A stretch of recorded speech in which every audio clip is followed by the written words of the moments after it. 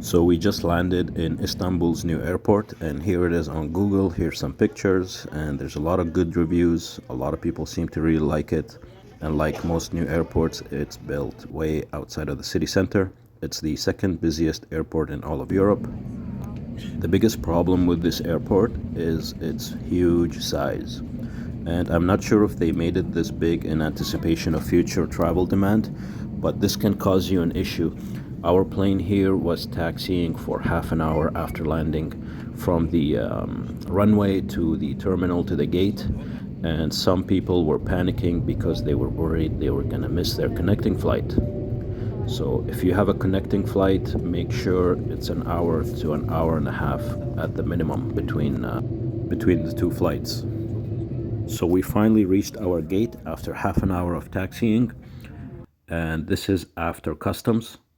I'm not filming any sensitive areas, but I still had a customs officer come up to me and ask me why I'm taking pictures. I just told him it's my first time in Istanbul and I'm impressed with the airport, and I'm a tourist and I'm excited to be here, which gave me the feeling the security is very tight in this airport, which I'll talk about later. So this is the duty free, and my first impressions are really good. The airport is very nice. It costs a lot of money, you can tell, and there's a lot of duty free shopping.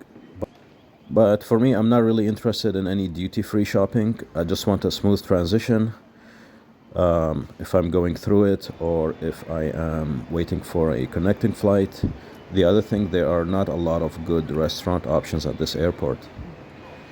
So you have Burger King, and I'm not sure, maybe one cafe that we saw.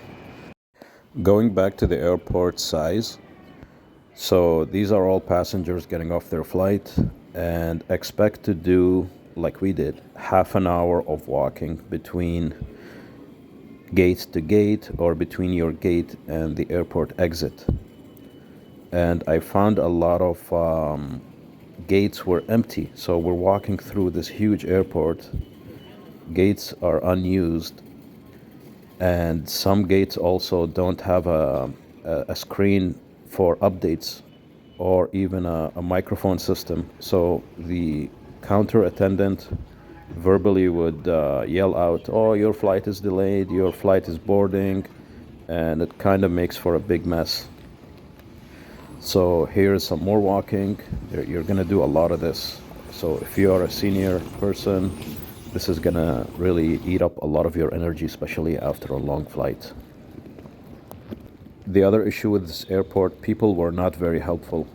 If you ask for directions, if you ask for where to get your tax refund for foreigners and tourists after leaving, people seem to purposely give you the wrong directions and make you walk around, or they just act like they don't understand you. The other issue with this airport is if you are exchanging any money, the cheapest banks are going to be closest to the exit. Sikis means exit. So I suggest being patient and exchange your money closest to the exit of the airport, as the ones you see when you first exit the plane are going to be much more expensive, but nobody tells you that. And this is something I didn't like because it just seems dishonest and greedy, as we're in an international airport and everyone should charge the same amount of money to exchange currency.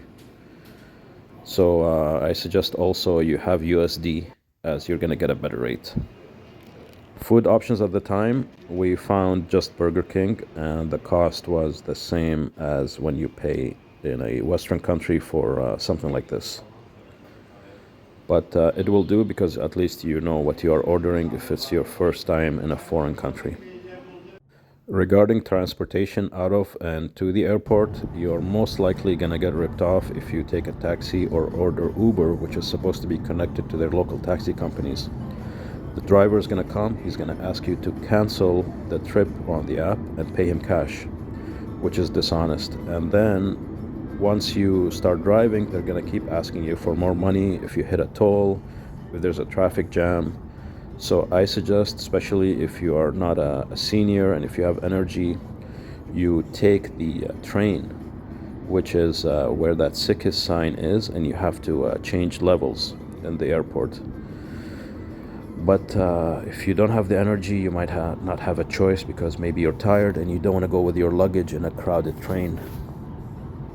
Coming back what I said about heightened security at this airport, if you are traveling internationally, expect to go through three security checkpoints. Three times where you have to take out your passport and have it inspected. Three times where you have to put your luggage through the x-ray machine, take off your belt, take off your shoes. We had to do this three times. And that's fine. I mean, security is security. If they feel that's needed, that's needed. But account for extra time for this, because all these things cost time, and you have to line up, and you have to take off your shoes, put on your shoes, and you worry you might lose something because you have to do this process three times. So just be prepared, and have all your items in one bag so that it makes it easier for you. So that's my review and first impressions of this airport. It's an impressive place. It's a big project, but it's badly managed and it's lacking in services. I didn't really see a point why people have to walk from one gate, pass through all these empty gates to get to the gate that they need all the way at the other end of the airport when they can have them all closer to each other.